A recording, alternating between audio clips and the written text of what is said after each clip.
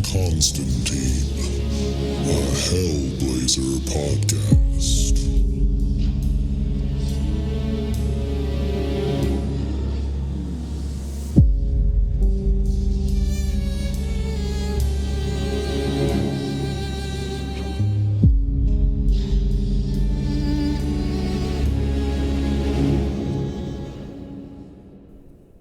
Hey there, everybody, and welcome back. Before we get into the episode, just want to let you know that this is the free version of the podcast, and all that means is that we are way behind where I'm at in Patreon. So if you are loving this podcast and you need more John Constantine in your life, definitely go check us out at patreon.com/planes, trains, and comic books and sign up for the Hellblazer tier, where you'll get access to the entire Hellblazer library that I've recorded so far.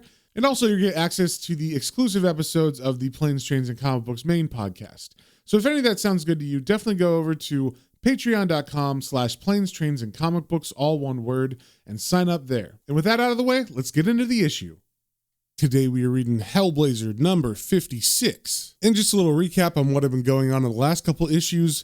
Last time we finished the storyline known as Royal Blood. And in that story, John Constantine removed a demon from Prince Charles that was put there by a man named Marston, who is kind of like a government fixer. And the reason he did that is because he was hoping that with the demon in power, Britain could return to its old natural state of being the dominant force in the world. And of course, John couldn't let that happen, so he removed the demon from Prince Charles and instead put it inside Marston for being such a horrible person, and Marston ended up eating himself alive. And once that was done, then John cast the demon and Marston's soul back to hell, where the demon proceeded to torture Marston for the rest of eternity. And that is where we left off on the last issue. So first things first, with the cover of issue 56, we see there is a man running from a pen. And it's not a new pen, it's one of those old pens that have like an ink nib on the tip of it that you would dip or pour ink into.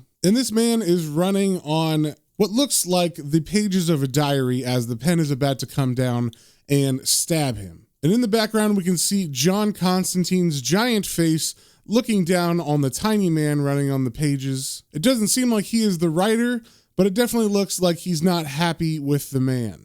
And we also see that this issue was written by Garth Ennis with art by David Lloyd, who has not been the normal artist on this series, but we did see him during the Grant Morrison storyline.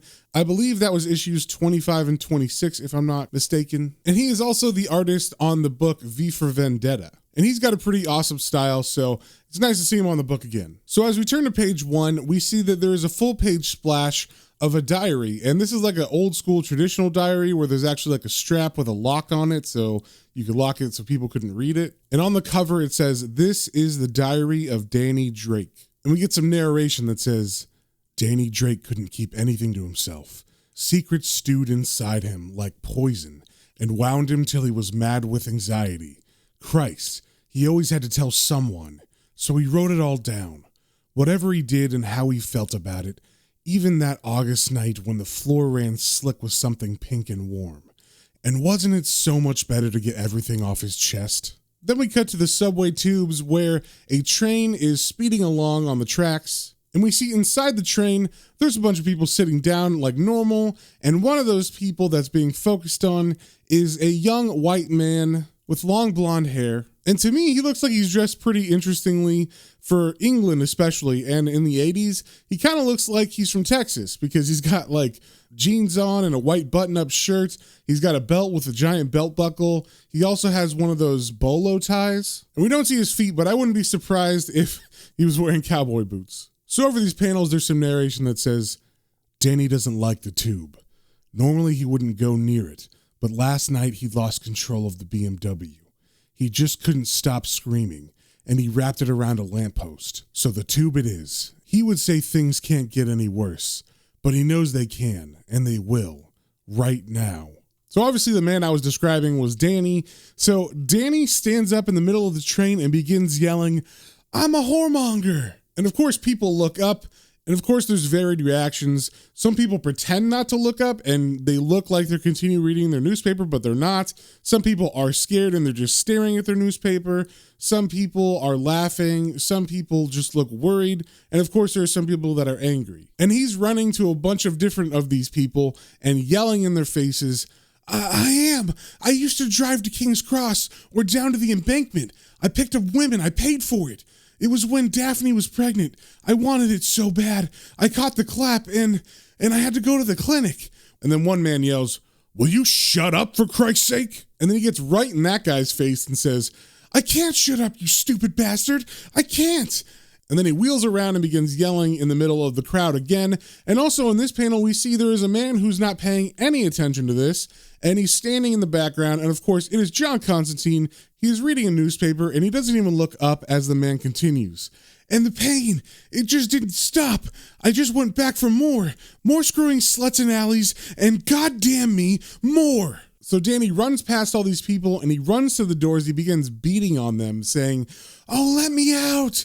And almost like he's being compelled to speak, he continues with his story, saying, "And Daphne found out, just like she found my grimorium, and she called me a shit, a dirty little shit." And as he's pounding on the doors, they pull up to the next station, and the doors open, and he runs out saying, "Thank Christ." And as the man runs away, we see the newspaper from John Constantine kind of tilt down, and he watches the man running through the train station, and he thinks to himself, "Grimorium." And we can see that this word has piqued John's interest because we have heard of this word before. The Grimorium is the book of spells or occultic stuff that they've mentioned a couple times in this series. So John gets off at the same stop now that he's interested, and he begins to walk after the man.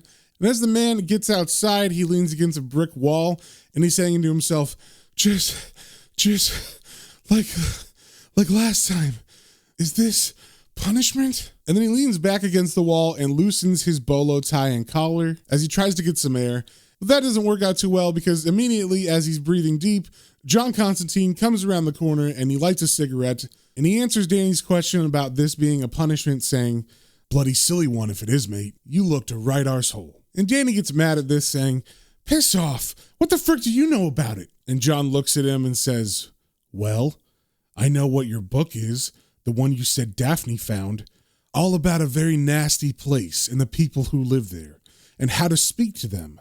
Start talking." And Danny's attitude goes from angry to sad desperation as he watches John say this. So he ends up talking to John, and they end up walking to a town called Muswell Hill, where Danny lives, and we get some narration from John saying, "He says he's Danny Drake.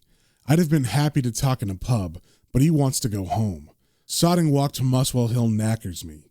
And as the two men are walking, we see Danny saying, "I've got to get back to my house. When I freak out again, I don't want people to see me. I really hope I can trust you." And as they reach Danny's house, John looks around and he says, "Oh, for sure. Ask anyone." So they go into Danny's house, and in the living room, John's looking around at all the stuff, and he takes note that there's a lot of fancy things and antiques and whatnot around the house. And John's narration says, "Art lover, fine tastes, but he smokes enough dope to raise the dead." And as John takes a seat on the couch, Danny says he'll make some coffee. And once that's done, John is sitting down drinking that with Danny as they talk. And John's narration says, "He drops the cups once and the sugar bowl twice while he's making it. Not a good sign." And then we jump into Danny talking, saying, "It just seems so insane. But I suppose you're used to hearing strange stuff. I'm being haunted by my diary." And at this, John kind of almost takes a spit take, and he says, "Your diary? Why? You've been seeing someone behind its back?" And at this, Danny gets all serious and says, "Please don't joke. I must have been keeping a diary for over 10 years now. It was always such a relief to have somewhere to put all my secrets, you know? To stop them nagging at me. That was what the diary was for. It became like a friend, a mate I could trust with anything. I did pretty well in the 80s, playing the markets and so on. And there was Daphne too. Well, before she left. And they were good times. We'd sit and go over them together and have a laugh. Me and the diary, I mean." And then John cuts him off asking, "What about Daphne?" And Danny answers, Well, my wife walked out on me a few years back. I've met someone else since, though. That's where the trouble started." So in this section, we get a flashback of him telling the story of the woman that he met and the trouble that started, and Danny continues his story. Ophelia was 1 in a million. First of all, she was gorgeous, a real looker, you know, and I didn't think she'd want much to do with me, but she did. So we see the woman he's talking about is a white woman who has dark black hair. She just looks like your average, young, attractive 80s, early 90s woman. And in the panels, we're seeing him notice her at a party, and then immediately they're having sex. So it seemed like their relationship progressed rather quickly. And Danny continues his story. You know, I used to prefer what we did afterwards to the sex itself. And John kind of perks up and says, oh? And Danny answers, we talked. And John kind of chuckles because I think he thought what Danny was talking about was going to be super salacious, but it was just talking, and I think John was caught off guard by that. So we get some panels of Danny and Ophelia staring at each other in bed after they've finished having sex, and Danny's story continues. That was the other thing about Fee. She was such a good listener.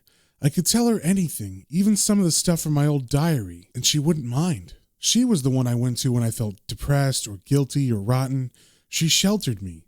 And after a while, well, who needed a diary with Fee around? So then we get a panel of Danny taking his diaries and burning them. And he's got multiple diaries because, like he said, he'd been writing for 10 years or so. So all that isn't going to fit in one book. So he's literally throwing a pile of diaries in this fireplace. And John kind of interrupts Danny's story saying, yeah, I think I've twigged what's coming next. And Danny continues, I know it was stupid, but I thought it would do me good. I didn't have to record my life like I was some schoolboy or something.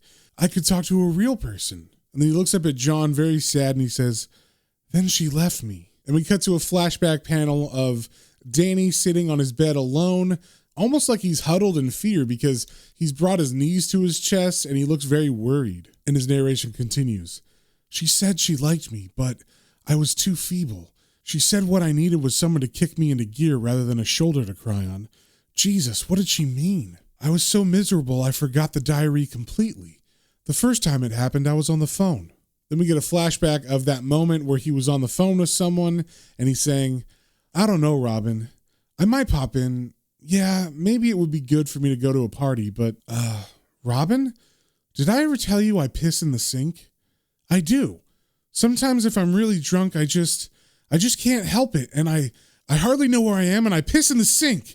In the sink, for Christ's sake, in the sink! And in the art for these panels, we're seeing his face becoming horrified as he's saying this confession to the person on the phone. And Danny continues, I hadn't been able to stop myself. I had to say it. And John asks, like on the tube? And Danny answers, yeah, but it was just the start. Then we cut to a bunch of different scenes where he began saying things out loud in public that he didn't want to say. The first one is of him yelling at his mother as he's throwing a plate in her house saying, I hate your bread pudding, Mother. I've always freaking hated it. I'm going home. And the second panel is of him standing on top of a table in a pub, and he's yelling out, I buy wank mags, kitty porn, bestiality. I'm a pervert. And of course, everybody in the pub is laughing and looking at him in disbelief. And the third and final example we have of his outbursts are of him walking up to two police officers, and he says, I scored last week, lads. 2 ounces. Jamaican. It blew me away. Then we cut back to Danny on the couch talking to John, and he says, it was the stuff I never told anyone. Not even Daphne or Fee. The only one who knew about it was me and the diary. And at the story finishing, John takes a long drag of his cigarette and then puts it out in the ashtray next to him, and he says, all right, hang on. So far you've told me about your diary and a few daft things you get up to. Where does the magic come into it? And Danny answers, but don't you see? The diary is the only other one that knows. It's making me do it. But John doesn't get distracted by that. He says, unless you're going round the bend, let's hear about the magic. And Danny kind of looks up sheepishly at him and says, You do believe in this stuff? Really? And John answers, do I ever? Get on with it. And then Danny stands up and begins to pace around as he tells the rest of his story, saying, all the money for my house, my job, all my things, they didn't exactly come from hard work. And as Danny's remembering back, he's kind of staring with wide eyes at the middle distance, not focusing on anything in the house. And he remembers back to when he was younger, and we get a panel of him and his friends playing with a Ouija board, and the narration says, "It started at university. Me and a few mates got into some minor stuff. Nothing actually worked, but it was a laugh, something to do. I was the only one who got stuck with it. I got the feeling there was something better here than what everyday life could offer." And then we get a panel of him sitting in a room at night with a giant pile of books, and he's reading them by candlelight as he's smoking, and the narration continues. "It took me a month to understand a single page from the Grimoire." Then we get a panel of him standing shirtless in a room, and he's got a bunch of symbols painted on his chest, and it looks like he's chanting, and his story continues. "It was the last day of August, about 10 years ago. Really hot. I remember thinking we were in for an Indian summer. Its name was Triskele. It gave me luck, a golden touch in trade and finance, and all it cost me was eternal life. I told my diary that as well." And as he says this, Danny breaks down and begins to cry, and John looks over at him as he lights another cigarette, and he's kind of sad, and he thinks to himself, "What do I say to this idiot? This sad, stupid bastard who's fallen for the oldest trick. You never miss your soul till you sign it away." So John looks at Danny crying, and he feels pity on him. So he stands up, he begins to leave, and he says, "Okay, Danny, I'm going to do a bit of sniffing about. You stay here. Don't go out, just in case you start confessing your sins again." And then Danny starts to freak out and says, "What? Wait, don't leave me alone." And then he runs over to John and grabs onto his coat as John is trying to get ready to leave. And John says to him, "For Christ's sake, Danny, leave off. I'm going to try to find out about your demon, and then I'll see if it's the one making you spout out bits of your diary, okay? Sometimes they mess you about when you're under contract. They think it's funny. Now sit down and wait for me, and relax." Then we cut to John outside as he has left Danny's house, and he says out loud, "Jesus." Then we cut to John somewhere else. He's in some kind of storage unit, and the narration says, "My copy of the Grimoire's in Chaz's lockup. Kit doesn't like me keeping it at her flat, and Chaz told everyone down at the Red Rover I was under the thumb. I said I'd turn them all into frogs.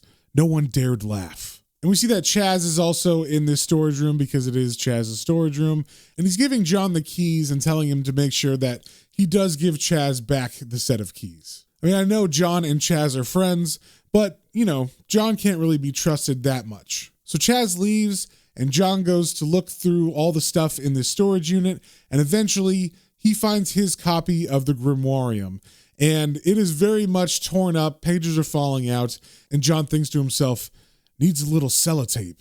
And as the pages fall to the ground, he yells out, "Bollocks!" And then his narration continues, "But this copy has a bonus, Ben Cox's notes." And if you don't remember, Ben was one of John's friends. I believe he died in the story arc in Swamp Thing that Alan Moore wrote. And he was kind of like a bookworm that always had kind of occultic books and literature around. And apparently he did a lot of research for John. So as John reads through the notes, the narration says, "Ben read everything from the Satanic Bible to the Key of Solomon, and everything he found out about demons he noted in here. Thanks, Ben. Sorry."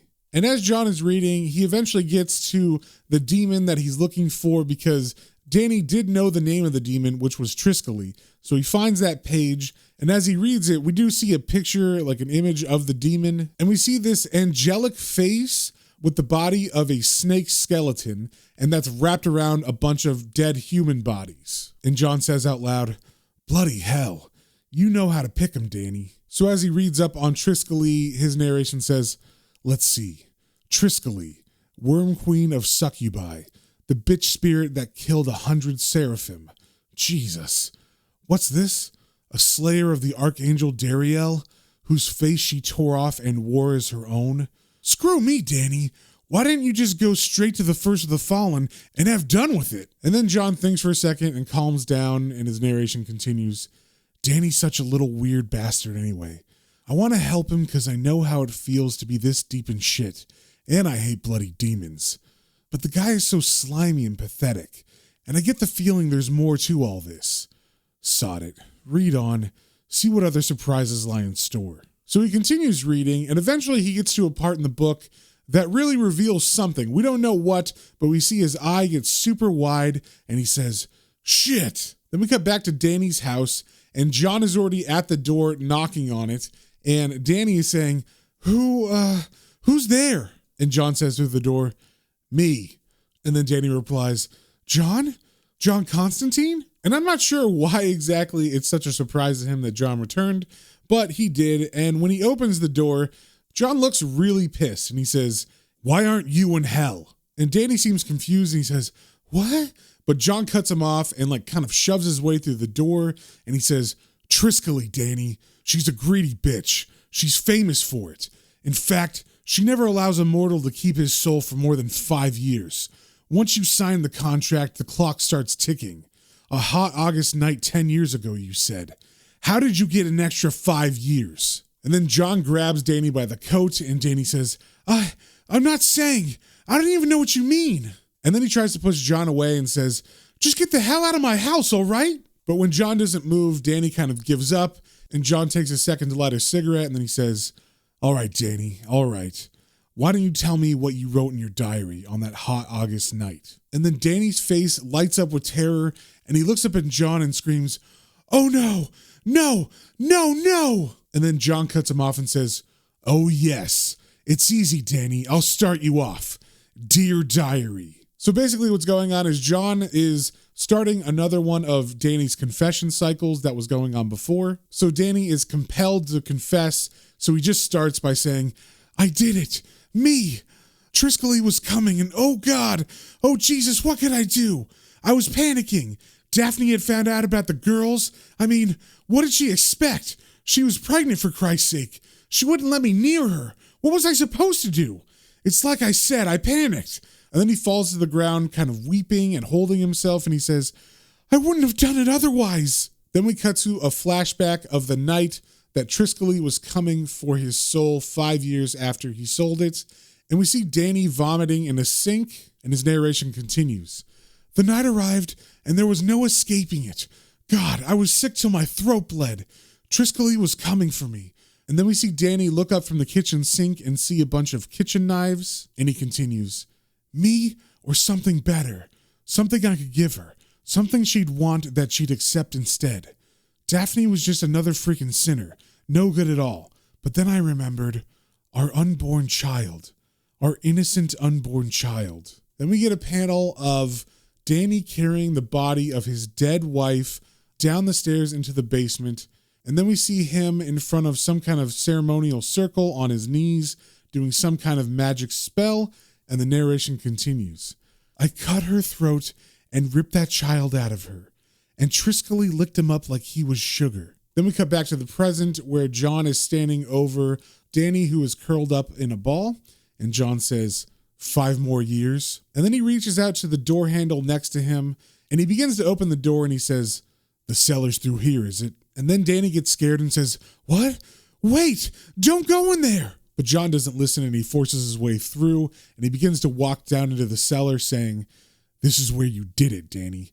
A bit of privacy, easy to carry Daphne down here. Triskele's getting at you like I thought, using the diary. Why? And as John walks down the stairs, he turns on the light to the basement. And when he does, he sees a bassinet on top of a bunch of boxes down there. And as he gets to the bottom of the stairs, it is revealed that that bassinet is not empty or just full of blankets.